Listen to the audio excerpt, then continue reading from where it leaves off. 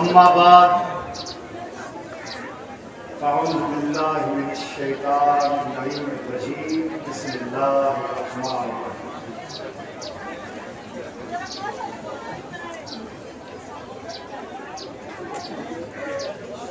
बाद हमदो सनाए रब्ब जलील वहदिय सलात व सलाम व सय्यद आलम मकाइद जहां रहबरे इंस व जान शहनशाह कौन मकान हज़रत मोहम्मद मुस्तफ़ा मुश्तबा सल्लल्लाहु अलैहि व आलिहि वसल्लम।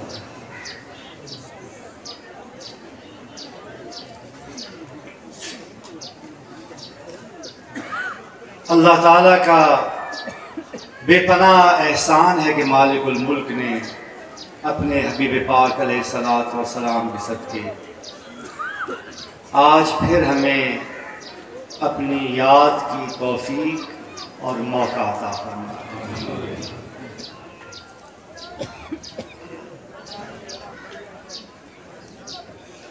अल्लाह ताला की ज़ात ने आप सबको ये तौफीक अता फरमाई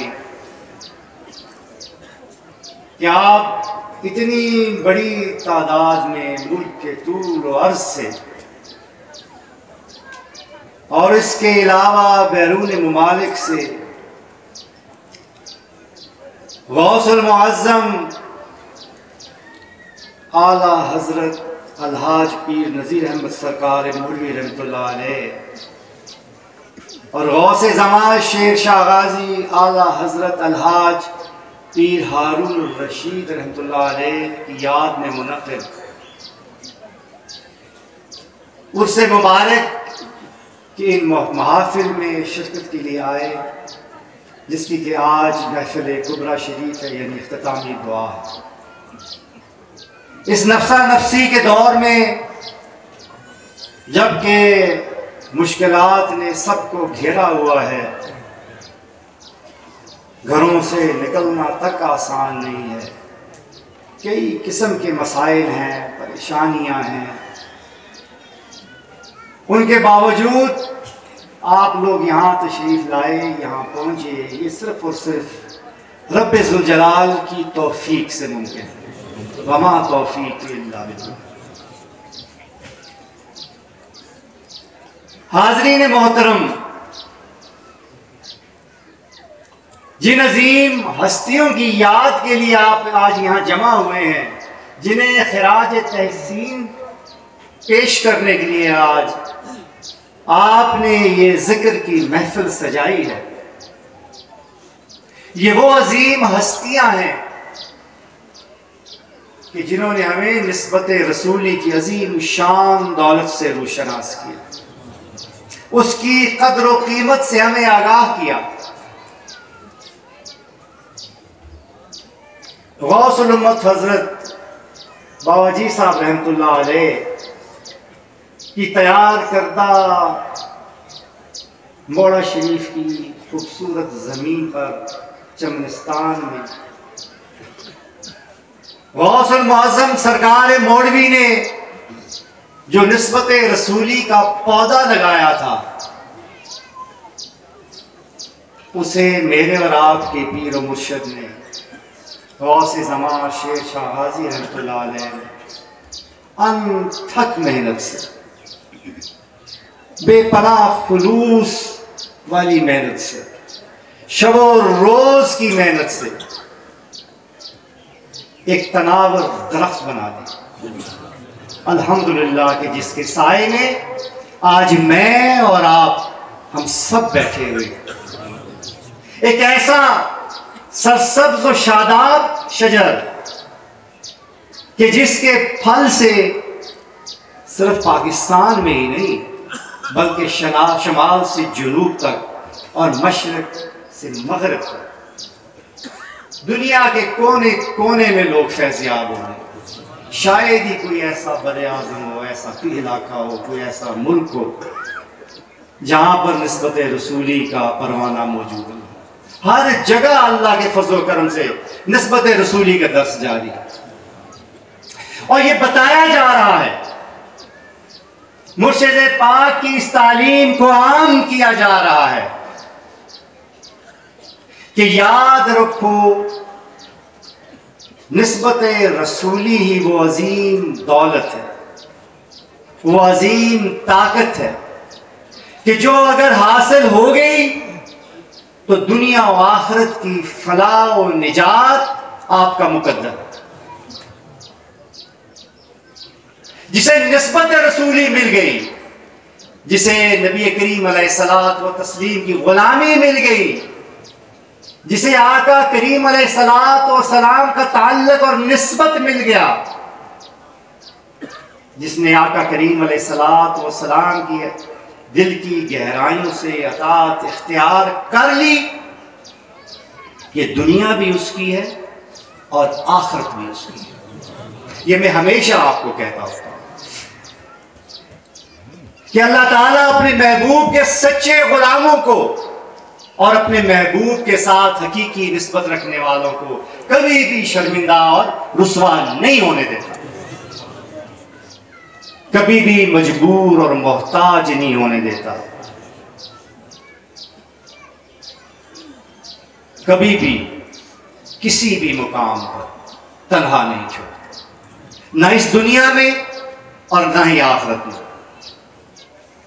इस दुनिया में भी ऐसे लोगों को रब्बे जुल जलाल माला माल फरमाता है, इज्जत शर्म पर्दे और वकार के साथ अपनी बंदगी और अपने हबीब की गुलामी में इस जिंदगी के सफर को तमाम करने की तौफीक अता फरमाता है और क़यामत वाले दिन अपने हबीब पाक अलैहिस्सलातु वस्सलाम की शफाअत से रहमत फरमा के अपनी बनाई जन्नत में दाखिल फरमा। ये वो अजीम दौलत है, यानी कि ये दुनिया और आखिरत की फलाह व निजात का वाहिद जरिया। हाज़रीन मोहतरम,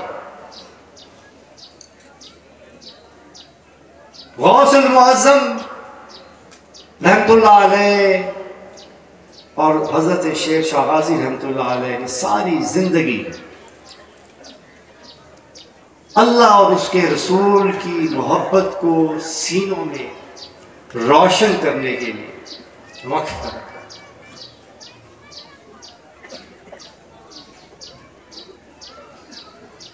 ये दौलत निस्बत रसूली के जरिए ही इंसान को हासिल हो सकती है और यही इन महाफिल जिक्र की गर्ज व गायत है जिसके लिए ये महाफिल बपा की जाती है। आप लोगों को दावत दी जाती है, यहाँ सारे इकट्ठे होते हैं, अल्लाह का जिक्र करते हैं, क्योंकि अल्लाह का जिक्र करने से इंसान का दिल नर्म होता है, कुलूब की जमीन तैयार होती है और जब दिल नर्म होता है, साफ होता है, उजला होता है, गुनाहों से और गलाजतों से पाक होता है, तो फिर अल्लाह ताला उसके अंदर अपने हबीब पाक अलैहिस्सलातु वस्सलाम की निस्बत रख देते हैं। फिर ये निस्बत रसूली सीनों को रोशन करती है और जब ये सीने रोशन हो जाते हैं तो फिर उन सीनों में अल्लाह और उसके रसूल की मोहब्बत घर कर जाती है, क्योंकि मोहब्बत, जज्बात, इश्क ये माथे वाली आंखों से नहीं देखी जा सकती। इसके लिए दिल का रोशन होना जरूरी है और दिल उस वक्त रोशन होता है जब इसका कनेक्शन आका करीम अलैहिस्सलातु वस्सलाम की जात अक़दस से जुड़ जाता है। यही इन महाफिल की गर्ज़ व गायत है और यही हमारे पीर व मुर्शिद की तालीम। हाज़रीन महफिल,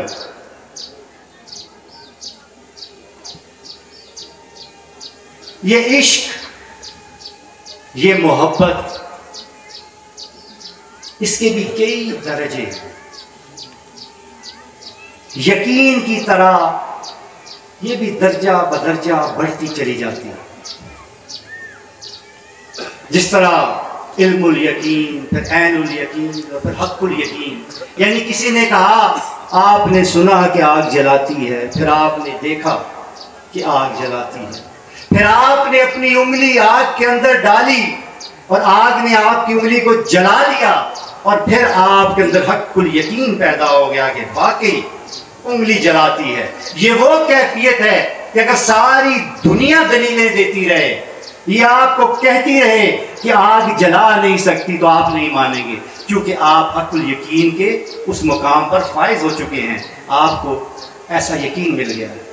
इसी तरह इंसान के यकीन के साथ साथ मोहब्बत के दर्जे भी बढ़ते चले जाते हैं। आप देखें,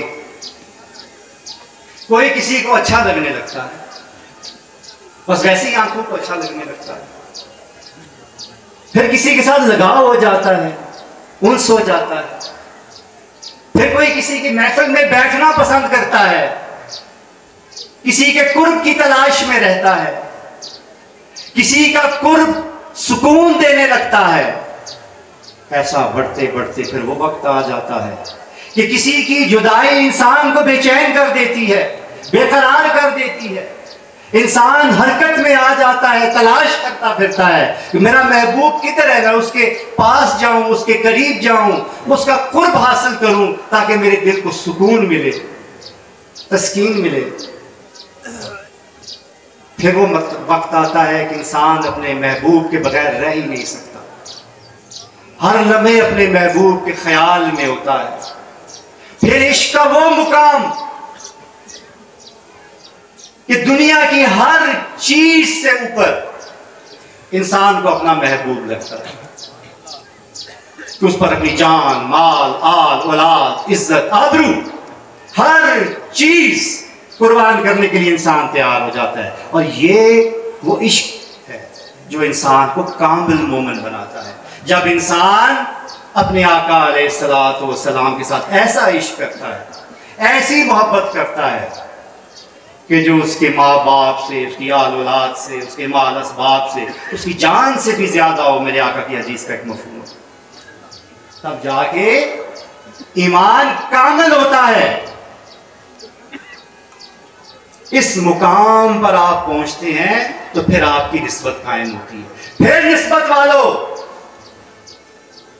जब आप ये निस्बत इख्तियार कर लेते हैं, ये ताल्लुक बन जाता है, तो फिर इसका एक और मकाम है जो इससे भी ऊपर है, अताबत। आप मोहब्बत जिस महबूब से कर रहे होते हैं, उसकी इबादत करने लग जाते हैं। आप उसके सामने अपना सर झुका देते हैं, अपना सर जमीन पर रख देते हैं, अपना सर जो कि आपकी इज्जत है, वो नाक जो आपकी अना है, आप पे मोहब्बत इतनी तारी हो जाती है कि आप अपने महबूब के सामने सजदा रेज हो जाते हैं, ये चीजें जमीन पर रख देते हैं। यानी इश्क में इबादत करने लगना, ये वो इश्क का मुकाम है कि अगर अल्लाह से किया तो दुनिया और आखिरत में फलाह निजात पा गए, अगर खुदा न खास्ता किसी और से कर बैठे तो फिर कुफ्र और शिर्क के घड़ों में गिर के बर्बाद। क्योंकि ये वाला इश्क वो बुलंद मुकाम का इश्क है कि जो सिर्फ और सिर्फ रब्बे ज़ुल जलाल के साथ किया जा सकता।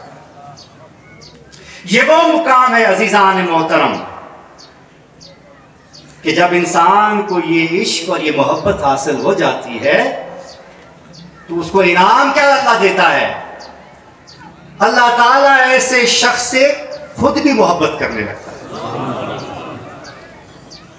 ये वो मुकाम है कि जब महबूब भी अपने आशिक से मोहब्बत करने लगता है, जिब्राइल को बुला के कहता है मैं इससे मोहब्बत करता हूं, तुम भी इससे मोहब्बत करो। जिब्राइल कुदसियों को कहते हैं मेरा रब इनसे मोहब्बत करता है, तुम सब इससे मोहब्बत करो। फिर फरिश्ते दुनिया में आते हैं मखलूक के दिलों में डाल देते हैं। रब इससे मोहब्बत करता है, तुम सब से मोहब्बत। ये वो मुकाम है जो अल्लाह ताला अपने खास बंदों को अता करता है। और ये क्या मुकाम है? एक हदीस के मुताबिक, हदीस कुदसी के मुताबिक, कि जब अल्लाह ताला से बंदा इतनी मोहब्बत करता है तो फिर जब अल्लाह बंदे से जवाब में मोहब्बत करने लगता है तो फिर जिस हाथ से वो काम करता है वो रब के बन जाते हैं, जिन कदमों से वो चलता है वो रब के बन जाती है, जिस जुबान से वो बोलता है वो रब की बन जाती है, जिन आंखों से वो देखता है वो रब की। मफहूम है? सारे उलमा जानते हैं। हम बचपन से ये हदीस सुनते हैं। ये मोहब्बत और इश्क आपको इस मुकाम पे ले जाता है। ये वो मुकाम है अजीजान मोहतरम की दुनिया की सबसे नीची जगह क्या है? जमीन है ना, जहां आपके पांव पड़े हुए, पांव हैं आपके, यहां आप सजदे में जाते हैं, अपना सर रखते हैं, सरगोशी करते हैं। आपकी उस सरगोशी में, आपके उस इश्क की वजह से इतनी ताकत होती है कि वो कायनात की सबसे बुलंद जगह अर्श मुअल्ला पर सुनी जाती है। वो सरगोशी, इश्क की सरगोशी। इबादतें बहुत से लोग करते हैं ना, नमाजें तो सारे पढ़ने लगते हैं। वो जो इश्क में डूबी हुई इबादत होती है, वो सरगोशी ऐसी होती है। इसलिए कहते हैं इबादत इबादत में फर्क, जिक्र जिक्र में फर्क। एक हम लोगों का गुनाहगार लोग हैं, उनकी इबादत है, जिक्र। एक दाऊद का, सईदना दाऊद का जिक्र, कि जब आप जिक्र करते थे तो शजर हजर चरिंद परिंद पहाड़ भी आपके साथ जिक्र करने लगते थे। ज़बूर की एक आयत है जिसका ये तर्जुमा है कि है बनी इस्राइल तुम्हारा रब एक है, तुम्हारा रब अकेला है। इस आयत की वो तलावत किया करते थे बाहर निकल के। तो जब वो इश्क में डूब कर इसकी तलावत करते थे तो सारे पहाड़, दरख्त, शजर हजर परिंदे सब आपके हम जुबान होकर अल्लाह का जिक्र शुरू करते थे। ये वो कमाल का इश्क था जो इतनी ताकत जिक्र में पैदा कर देता था कि जब इंसान गए मैं नहीं सब तू, जब मन इतना मिट जाता है जिक्र में, इश्क में, कि बस एक ही हकीकत इंसान को नजर आती है, वो अपने महबूब है। ऐसा जिक्र जो होता है वो कहां से कहां पहुंचा देता है। हम लोगों में तो आजमाइशें कोई नहीं है ना, मोहब्बत की कोई क्या आजमाइश है? मुसलमान घरों में पैदा हुए हैं, वही जवान हुए हैं, बचपन से मजहब की तालीम मिल रही है, आँख खुली है तो मुसलमानों वाला नाम मिल गया है, अल्लाह रसूल का पहले ही पता चल गया, जैसे ही होश आने से पहली जुबान पे लफ्ज़ अल्लाह और कलमा चढ़ा होता है, तर्जुमा बाद में, मतलब बाद में समझ आता है। ये अल्लाह ताला का एहसान है, आजमाइश ही कोई नहीं है, आपने कहीं ढूंढना भी नहीं है। अब आपकी आजमाइशें मुख्तलिफ है अज़ीज़ान मोहतरम, आपकी आजमाइशें मुख्तलिफ है क्योंकि आजमाइश से तो गुजरना पड़ेगा, आसान नहीं है। किसी शायर ने कहा है ना, ये इश्क नहीं आसान, ये इश्क एक आग का दरिया है और तैर के जाना है। तैरने और तैरने में फर्क मालूम है आपको? तैरने में सर बाहर होता है, तैरना उसे कहते हैं जो सर भी नीचे रख के जाना पड़ता है।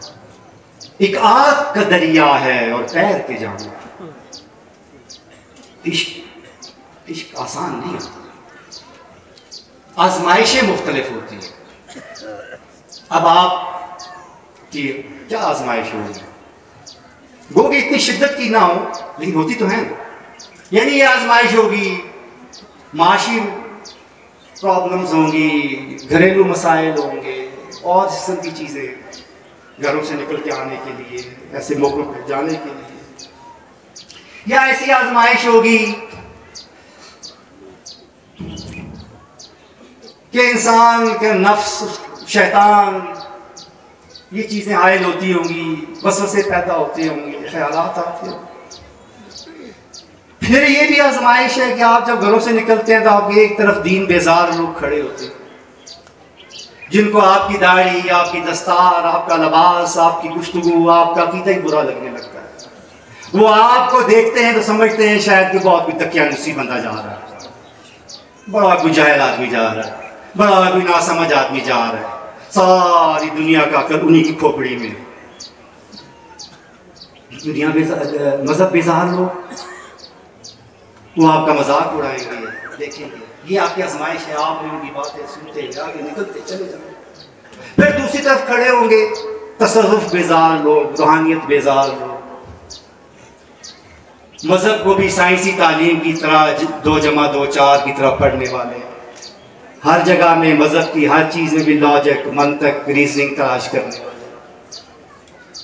वो भी खड़े होंगे, वो भी कहेंगे क्या कर रहे हैं, ये पागल हो गए, ये क्या मिलता है, इससे क्या मिलता है, कोई बिद्दत, कोई मुशरिक, कोई क्या जी, कोई गरीब नाम है, उनसे भी मुकाबला करना। लेकिन वो मुकाबला कैसा होगा अजीज़ान मोहतरम, उसका तरीका कुरान करीम ने आपको समझा दिया है। कालू सलाम, कालू सलाम, सलाम किया गुजर, उनके लिए भी दुआ करो, अपने लिए भी दुआ करो। किस चीज की? हिदायत की। या अल्लाह इन्हें भी हिदायत दे, हमें भी हिदायत दे, जो हमारी गलतियां हमें माफ फरमा, जो उनकी गलतियां इनको माफ फरमा। बस ये दुआ करते हुए सलाम करते हुए गुजर जाओ। ये ऐसा दौर है, हरगिज किसी बहस में ना पड़ना, इंतशार में न पड़ना, क्योंकि ये फितने को हवा देती। अजीज़ मोहतरम, बात दूसरी तरफ निकल, बात इश्क की हो रही थी, तो इश्क इस तरह, और वो आजमाइशें जिनका जिक्र करते करते मैं आपकी ये छोटी सी वक्ती आजमाइशों की तरफ आ गया और कुछ वक्त इसमें लग गया। आजमाइशें तो वो थी, सैयदना बिलाल की आजमाइश याद करें ना, पढ़ा ना आप सबने, अरब की तपती हुई रेगिस्तान में, धूप में, तपती हुई धूप में रेगिस्तान में, रेत पर लिटाया हुआ, सीने पे पत्थर गर्म करके रखा हुआ, लेकिन जुबान से एक ही बात निकल रही है, ला इलाहा इल्लल्लाह। मेरे आका के गुलामों की तारीख देखे भरी पड़ी है, सूली पे लटका दिया गया, बर्छियां सीनों में आर पार कर दी गई, मुख्तलिफ सिमतों से जिस्म के आजाद खींच कर जिस्म से अलग कर दिए गए, लेकिन उन्होंने कहा कि ये सब कुछ कर लो, हमें तो ये भी गवारा नहीं कि हमारे आका के जिस्म में एक कांटा बचा। हिजरत का मौका देखिए, उससे बड़ी इश्क की और क्या मिसाल होगी। नबी करीम अलैहिस्सलाम ने हुक्म दिया और अल्लाह के इश्क और अल्लाह की रजा की खातिर हर चीज कुर्बान करके अपने घर से निकल पड़े। अभी 3 बातों से 3 दिन के लिए घर से निकलना, आर्थिक तौर पे जा रहे हैं जिक्र के लिए, कितना मुश्किल होता है सोचिए। माशी प्रॉब्लम्स भी हैं, घर में बच्चे भी हैं, घर का सामान भी है, नौकरी भी करनी है, जॉब भी करनी है, 100 प्रॉब्लम्स है आपको। हालांकि आपको पता है कि अभी यहाँ जा रहे हैं यार, 6 घंटे में पहुंच जाएंगे, 3 दिन के बाद वापस आ जाएंगे, फिर भी कितना भारी है, मुश्किल है ना। हिजरत सोचें, सारी जिंदगी की जमा पूंजी, माँ बाप, बहन भाई, आल औलाद, हर चीज रब की रजा के लिए छोड़ के तही दामन नंगे पांव मदीने की तरफ रवाना हो गए। बड़ी बड़ी मिसालें, ऐसी सी मिसालें हैं कि सवारी पे चढ़े रास्ते में फौत हो गए, शहीद हो गए, ऐसी मिसालें हैं। सैयदना अली करमल्लाहु वजहुल करीम नंगी तलवारें लेके दरवाजे पे खड़े हुए, काफिर नबी करीम अलैहिस्सलाम को शहीद करने के लिए मेरे आका ने हुक्म दिया चादर करके लेट जाओ, सुबह मानते वापस करके आना, मैं जा रहा हूं, अल्लाह का हुक्म है। चादर ऊपर करके लेट गए और फरमाते हैं कि जितनी खूबसूरत नींद मुझे उस रात को आई, ना उससे पहले कभी आई, ना उसके बाद कभी आई। ये इश्क है मोहतरम, ये इश्क आसान नहीं है। बातें तो सारे करते हैं। सैयदना अबू बकर का मक्का से लेके गारे सौर तक, गारे सौर से लेके मदीना तक कई दफा कई वाकयात, तो देखिए ना कैसे कैसे कैसे क्या हुआ। गज़वा बदर सोचे, कहां गई रीजनिंग, कहां गई लॉजिक, कहां गए इस्लाम को इस तरीके से देखने वाले? ये देखें ना, जरा गौर करें। कोई दुनिया का लॉजिक, कोई मंतक कहती थी कि इस साजो सामान के साथ और इतनी बड़ी तादाद के सामने जाके खड़े हो जाओ, मौत ही थी ना, और क्या था? सिर्फ एक ही चीज कहती थी, ऐसा करो। क्या कहता था? इश्क। ये इश्क कहता था, ये दिल कहता था। माथे की आंखों से देखने वाले आधे रास्ते से वापस आ गए थे। ये तो ये जीत ही नहीं सकते, हम भी ख्वार हो साथ। ये माथे की आंखों से जो देखने वाले थे आधे रास्ते से वापस आ गए थे। ये वो थे जो दिल की आंखों से देखते थे, जिन्हें लज्जत आशनाई थी, जो हजारों के लश्कर के सामने डट के खड़े हो गए। ना पास तलवार है, ना सवारी है, ना खाने पीने का सामान है, बस एक ही चीज है। क्या है? इश्क। ये इश्क नहीं आसान, एक आग का दरिया है और पैर के जाना। मेरे प्यारो, इसलिए एक आग का दरिया है और पैर के जाना आसान नहीं। खाली दावे नहीं होते, करके दिखाओ तो फिर पता चलता है। मेरे आका के गुलामों की बात हो रही थी, और अब तो सबसे बड़ी इश्क की दास्तान तो करबला थी। इससे बड़ी क्या और भी दास्तान है? इसलिए तो कह रहा हूँ कि इश्क नहीं आसान, एक आग का दरिया और पैर के जाना। हर चीज को मांगो, हर तरफ अपने ही नाना के कलमा पढ़ने वाले नंगी तलवारें लिए खड़े हैं। अपने साथ कौन? बच्चे, औरतें, बूढ़े, बीमार, उनका सामना कर रहे हैं जो कुछ ऐसा पहले गुलामी का दावा किया करते थे, नाना की। उस दिन भी कलमा पढ़ रहे हैं, अजाने दे रहे हैं। कलमा किसका पढ़ रहे हैं और गर्दन किसी काटने पे तुले में। ये फर्क है माथे की आंखों और दिल की आंखों, ये फर्क है। ये फर्क है निस्बत रसूली होने और ना होने में। इश्क की और मोहब्बत की इबादत में और बगैर निस्बत के, बगैर इश्क के, बगैर मोहब्बत के वर्जिश करने में, ये फर्क है।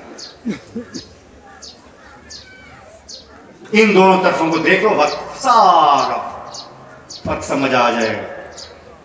फिर वो अजीम मर्तबा इश्क का कि गर्दन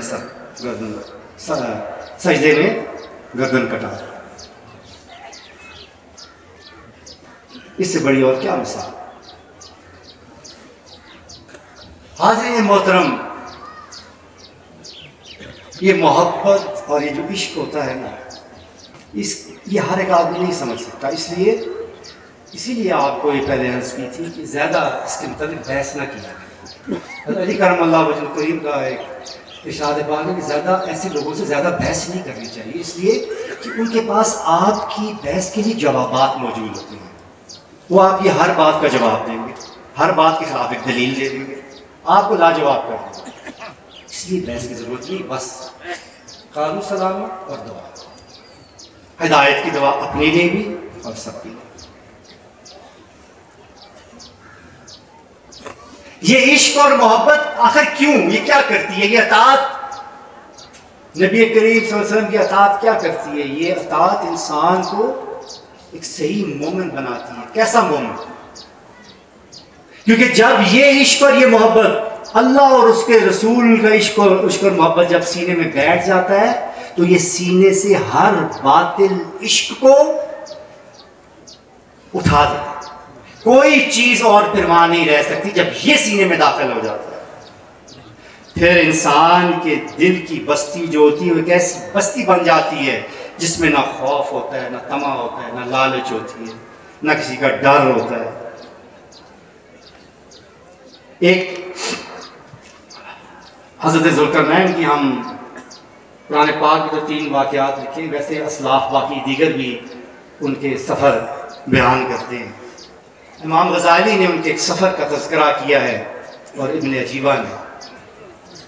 मैंने जब वो सफ़र के बारे में मुझे मालूम हुआ उनका, तो मेरे जो जहन में सबसे पहली बात आई, मैं कहा ये तो रूहानी सफ़र की बात कर रहे, खुदा जाने को दलील मेरे पास तो नहीं है साबित करने की ऐसा हुआ था नहीं हुआ था, वो सफ़र पे गए थे नहीं गए थे, लेकिन बात समझने के लिए बड़ी ज़रूरी है। और मुझे जो सबसे पहले बात समझ आई वो ऐसा लगा जैसे ये ज़ुल्करनैन का ये जो सफ़र है ये एकदम मोमिन के दिल के अंदर का सफ़र मुझे लगा। ये दुनिया कोई मोमिन के दिल के अंदर की दुनिया थी। कहते हैं ज़ुल्करनैन एक ऐसी दुनिया में पहुंचे जो अजीब और गरीब दुनिया थी। कहते हैं उनका सब कुछ सच पे था, ना कोई उनका बादशाह था, ना कोई उनका हाकिम या मुनसिफ था, ना वो कोई गमज़दा होते थे, ना वो लोग ज़्यादा किसी से डरते थे, ना वो गैर ज़रूरी बात तरीके से हंसते थे। उनके घरों पे दरवाजे भी नहीं होते थे और हर शख्स अपने घरों के बाद कब्रें खोद कर रखता था। हज़रत ज़ुल्करनैन बड़े हैरान हुए, उन्होंने कहा अजीब बस्ती है, इनसे पूछूं कि ये क्या माजरा है। तो उन्होंने पूछा कि भाई तुम लोगों के क्या बात है, तुम लोगों के अंदर कोई बादशाह क्यों नहीं? उन्होंने कहा इसलिए नहीं है कि हम सब बराबर हैं, हम किसी को अपने से एक दूसरे से बरतर समझते ही नहीं। उन्होंने पूछा तुम्हारे अंदर कोई अमीर क्यों नहीं? उन्होंने कहा इसलिए कि हम तो दौलत को जमा ही नहीं करते। कहा कोई गरीब क्यों नहीं? इसलिए कि हम हर कोई दूसरे का ख्याल रखता है, उसकी जरूरतें पूरी करता है, हम दोस्त बांट के खाते हैं। उन्होंने कहा कि मुनसिफ क्यों नहीं, अदालतें क्यों नहीं, कोतवाल क्यों नहीं? उन्होंने कहा इसलिए कि हम लोग आपस में झगड़ते ही नहीं है, हमारे आपस में कोई ऐसी कशमकश नहीं है, कोई ऐसे मामलात ही नहीं है कि आपस में हम लड़ाई करें। एक जैसी बातें क्यों करते हो, हम झूठ ही नहीं बोलते हैं आपस में, हम कोई चीज़ किसी दूसरे से छुपाते ही नहीं, हर चीज़ सामने होती है बस। तो कहा कि अपने घरों पे दरवाजे क्यों नहीं रखते? कहा कि हमें कोई बददयानत ही नहीं है, कोई चोर ही नहीं है, हमें खतरा ही नहीं इस चीज़ का। कहा कि तुम लोग गमज़दा क्यों नहीं होते, दुखी क्यों नहीं होते, डरते क्यों नहीं हो? उसने कहा इसलिए कि हमें यकीन है, अल्लाह ताला की ज़ात पे भरोसा है, तवक्कल है, जो चीज़ आती है उसी की तरफ से आती है, उसी ने होके रहना है। जब उससे सब कुछ करना है फिर हमें गमज़दा होने की तो डरने की क्या ज़रूरत है? ज़ुल्करनैन ने पूछा कि फिर हंसते, तुम इतना हंसते भी नहीं हो, कह नहीं लगाते? इसलिए कि हमें अपनी आखिरत की फिक्र रहती है, अल्लाह से माफ़ी मांगना पसंद करती है। ज़ुल्करनैन ने कहा तुम इतने मेहमान नवाज क्यों हो? तो उन्होंने कहा इसलिए कि हमारे अंदर अल्लाह ताला ने इज्जत इंकिसारी डाल दी है। कहा कि तुम अपने कब्रों के बाद ये कब्रें क्यों खोद के रखते हो? उन्होंने कहा इसलिए कि हम जब इसको देखते हैं हमें अपनी आखिरत और फ़ानी दुनिया नज़र आती है, पता चलता है कि हमने एक दिन मरना है, अल्लाह ताला के पास जवाब देंगे। ये जब वाक़या मैंने ये वैसे में जिक्र अब कर दिया इसलिए कि ये मुझे ऐसा लगा कि किसी मोमिन के अंदर की दुनिया है कोई। तो ये जो इश्क और मोहब्बत है ना, ये इंसान को ऐसा बना देती है, वो और को समझ नहीं, और बंदे को समझ नहीं आती। वो खलीफा हारून रशीद के पास लैला को ले गए तो खलीफा साहब के जो मुसाहिब थे, एक ने आगे होके कहा कि खलीफा ये जो लड़की बैठी है ना, ये वो लैला है जिसके ऊपर वो कैस आशिक होके मजनू हो गया। तो हारून रशीद ने मुड़ के उसे देखा, अच्छा, तो उसे पूछा कि तुम लैला हो? हैरान हो गया, ये भी कोई चीज़ है जिसके लिए वो आशिक था, तुम लैला हो? आगे से लैला ने जवाब दिया हाँ मैं तो लैला ही हूँ, लेकिन तुम कैस की आंखों वाले नहीं। इसीलिए मैं आपको ये कहता हूं कि दिल की आंखें जो होती हैं ना, इनको रोशन करो। ये बातें, ये मसले दिल के हैं, ये इश्क के खेल हैं। ये ना किताबों से समझ आते हैं, ना लॉजिक से समझ आते हैं, ना रीजनिंग से समझ आते हैं। ये वो मुकाम है जहां लॉजिक, जहां रीजनिंग, जहां मंतक, जहां ये चीजें पीछे रह जाती हैं, इंसान आगे निकल जाता है। अल्हम्दुलिल्लाह, अल्लाह ताला ने हमें ये तौफीक अता फरमाई है, ऐसा सिलसिला अता फरमाया है कि हम आपस में प्यार करने वाले लोग, अहले इश्क की महफिल है, इसलिए ये बातें की। फिर दूसरा एक और बात जो करनी थी कि अब देखें फ़लस्तीन में कितना जुल्म व बर्बरी, कितने लोग मारे जा रहे हैं। लोग दुआएं भी करते हैं, दुआओं के लिए कहते भी हैं, लेकिन थोड़ी सी हकीकत पसंदाना सोच भी होनी चाहिए। अब हमें जरा ये भी देख, मजम्मत करें, दुआएं करें, मदद करें, लेकिन ये भी सोचें कि आखिर ऐसा हुआ क्यों, ऐसा क्यों होता है कि जब यहूद और नसारा में से जिसका दिल करता है, जब कुफार में से जिसका दिल करता है, वो मुसलमानों पर चढ़ दौड़ता है, उन्हें रोनता हुए गुजर जाता है, बर्फ गिरती है तो बेचारे मुसलमानों पर। आखिर ये है क्या भाई, क्यों है? आपके ये जो बड़े बड़े तज्जिया निगार होते हैं, जब टॉक शोज में बैठते हैं, या फिर ये जो आलम होते हैं ऐसी महफिलों में या सेमिनार्स में जब ये तकरीरें कर रहे होते हैं, अगर इनसे कोई सवाल करें ना कि मुसलमान कितने, कहते हैं 1.5 अरब 2 अरब, शायद इससे भी ज्यादा। यही जब उठ के अपने मसलक की मसलक ले जाते हैं ना, उसके मंबर पे बैठते हैं, तो इनको उससे चंद हज़ार मुसलमान नजर आता है, इसलिए कि अपने सलाह सारे काफिर, वो भी काफिर, वो भी काफिर, वो भी काफिर, वो भी काफिर, बस मुसलमान हूं तो मैं ही। तो कहां गए भाई 2 अरब मुसलमान? फिर आज यहूद मार रहे हैं, कुफार मार रहे हैं कश्मीर में, तो क्या खुद तुम एक दूसरे का गला नहीं काटते? क्या इस्लाम के नाम पर कत्लो गारतगरी नहीं की जाती, बम नहीं फाड़े जाते, फिरकावारियत नहीं फैलाई जाती? अपना दामन तार तार है भाइयों, अपना घर इंतशार का शिकार है मेरे बच्चों। तो बाहर से गुजरने वाला कोई भी आदमी तुम्हारे घर को रौनता हुआ चला जाएगा। ये वही वक्त आ गया है, अभी कुछ देर पहले शायद बात कर रहा था, कल कर रहा था, ये वही वक्त आ गया है। शहर में बहस हो रही थी कौवा हलाल है या हराम, बाहर से आए शहर को रोनते हुए गुजर गए, आप करो हलाल है या हराम।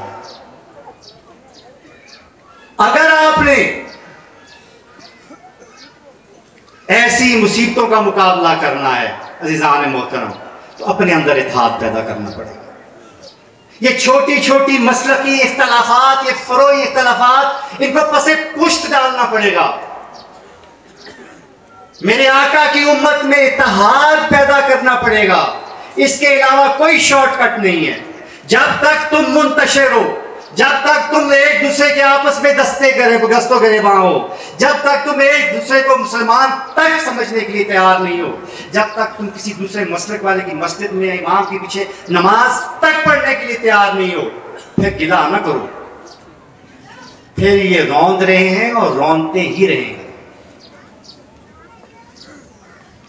ये उसी वक्त बंद होगा जब उम्मत एक होगी। वातसिमू बिहब्लिल्लाहि जमीआ वला तफर्रकू, जब इस हुक्म पर अमल करोगे तो फिर मुकाबला कर पाओगे, जब इत्तेहाद पैदा करोगे कर पाओगे, वरना नहीं। खुद अगर ये हालत रही, खुद नमाज पढ़ो या ना पढ़ो, जुम्मा और ईद की भी नमाज पढ़ने की तौफीक हो ना हो, लेकिन बहस जरूर करनी है। उसने हाथ बांध के पढ़ ली, उसने हाथ खोल के पढ़ ली, उसने ऊंचे आमीन कह दी, इसने आस्ता आमीन कह दी, उसने रफा यदैन कर दिया, इसने रफा यदैन नहीं किया। अपनी नमाज की फिक्र ही कोई नहीं, अपने अमाल की फिक्र नहीं। हमारी प्रॉब्लम क्या है? अपने अमाल की फिक्र नहीं, और रब के काम हमने संभालने शुरू कर दिए। अपने काम करो, अपने फराइज की तरफ तवज्जो दो। तुम्हारे ईमान और तुम्हारे अकीदे, तुम्हारे इस्लाम, तुम्हारी जन्नत और जहन्नम के फैसले रब ने करने हैं। ये तुम्हारी ड्यूटी नहीं है कि तुम लोगों में कुफर के सर्टिफिकेट बांधो, किसी दूसरे को काफिर कहो। अब वो वक्त आ गया है कि सिर्फ बर्दाश्त नहीं करना, दूसरे मुसलमान भाई के अकीदे का एहतराम करना है। सिर्फ टॉलरेट नहीं करना, रिस्पेक्ट भी करना है, क्योंकि हर शख्स अपनी शराय सदर के मुताबिक नबी करीम अलैहिस्सलाम की गुलामी करना चाहता है और करता है। ये नुक्ता अगर समझ आ जाए तो फिर दुनिया की कोई ताकत तुम्हें शिकस्त नहीं दे सकती। इसराइल क्या तो कश्मीर में, हिंदुस्तान क्या तो हर जगह फतह याब होंगे, बस आपस में एक हो जाए खुदा के लिए। ये छोटी छोटी बातों पे झगड़ना छोड़ दो।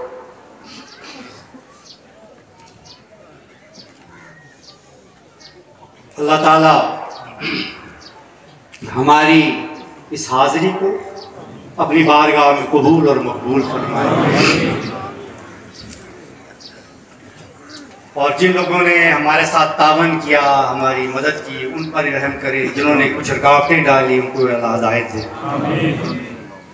अल्लाह ताला सबका मेहरबान और दुआ करे।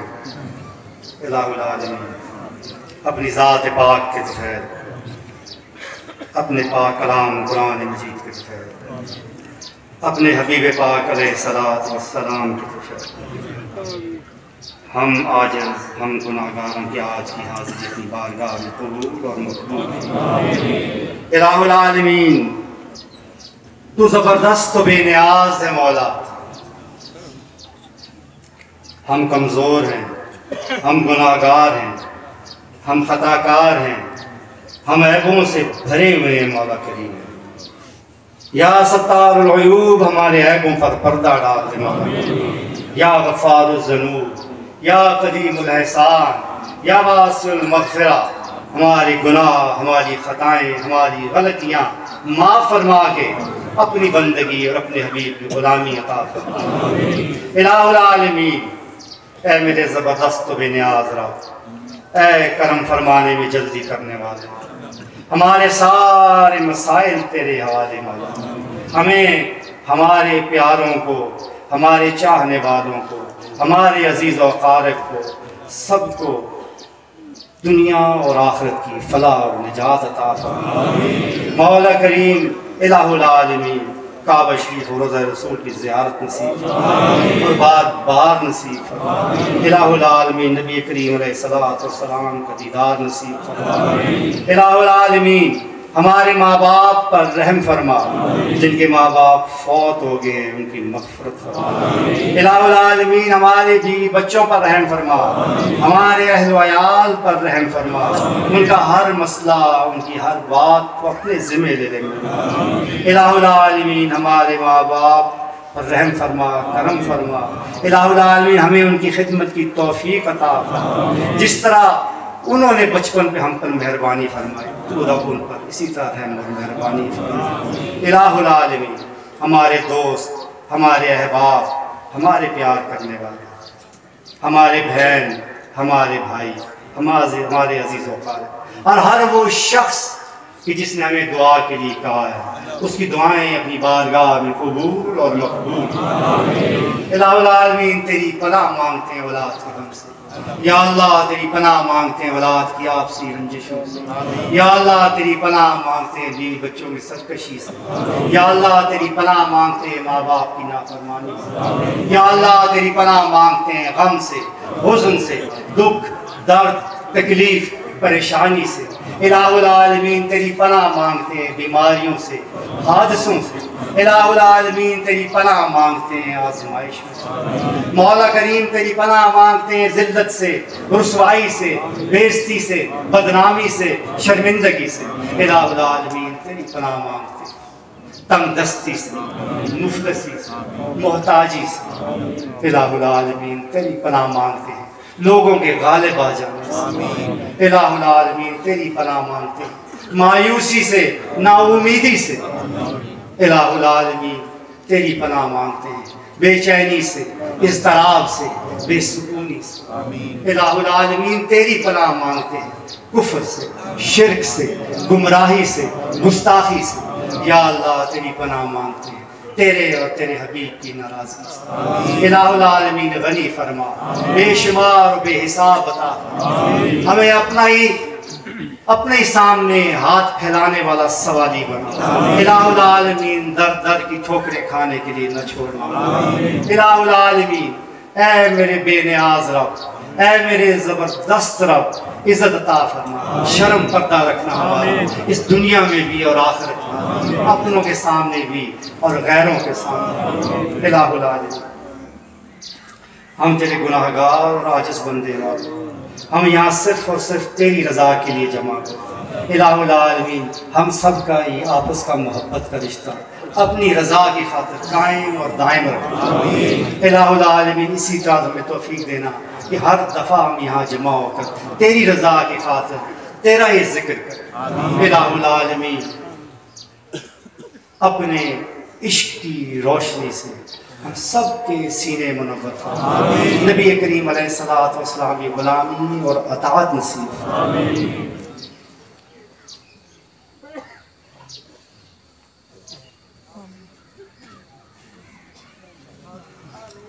खादमीन लंगर के लिए ख़ास तौर पे दुआ करें, इसलिए कि वो लोग आपसे पहले आते हैं, आपके बाद जाते हैं, बेपनाह आपकी खिदमत करते हैं, जानी और माली। उनकी दुआ करें, अल्लाह ताला उनकी खिदमत से बढ़ के उन्हें अता फरमाए।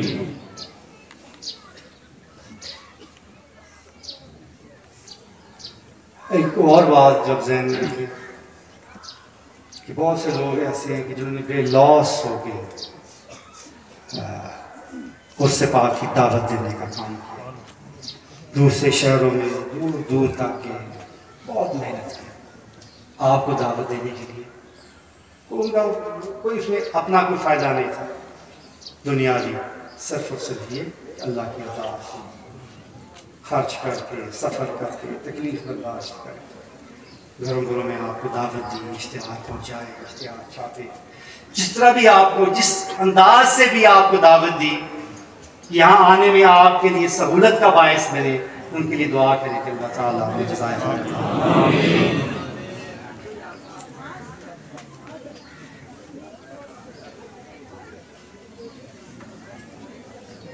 बहुत से लोग इस अरसे में वफात पा गए हैं, हमसे ताल्लुक़ रखने वाले थे। जात फैसा की वालदा उनकी हाजी आरफ साहब की बेगम इफ्तिखार और वक़ार की वालदा बहुत मोहब्बत करने वाले, हर हफ्ते इस्लामाबाद में आना, हर मौके पे यहाँ आना, बहुत ज़्यादा शदीद तकलीफ़ में भी वो मतलब आती रही। अल्लाह ताला इसके अलावा मैनचेस्टर से अब्दुल रज़ाक खलीफा जो हैं बहुत मोहब्बत करने वाले पीर साहब से, उनकी वफ़ात हुई। सूफी रहमतुल्लाह साहब मुज़फ़्फ़राबाद आए, बचपन से उन्हें देखते आ रहे थे, उनका पता चला बहुत। हर किसी को जानना फ़ानी दुनिया है, अजीम और आज़म के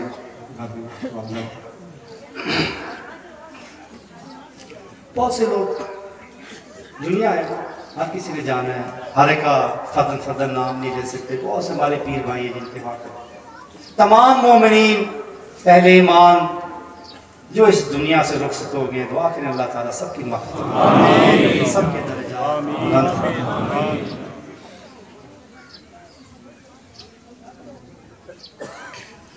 बीमार बहुत से, नाम किसी का नहीं लूँगा, इसमें बहुत से लोग ऐसे हैं जो ख़ास तौर उनका है तकलीफ़ है, बीमार है, कुछ के वालिदैन बीमार है, कुछ बच्चे बीमार, खुद बीमार, इन सब के लिए भी दुआ करें और साथ ये भी दुआ करें अल्लाह ताला सबको जिस्मानी और रूहानी शफा अता फरमाए। हमारी ये बीमारियाँ जो जिस्म की हैं ये भी दूर करें, जो रूह की बीमारी है अल्लाह ताला वो भी दूर करें।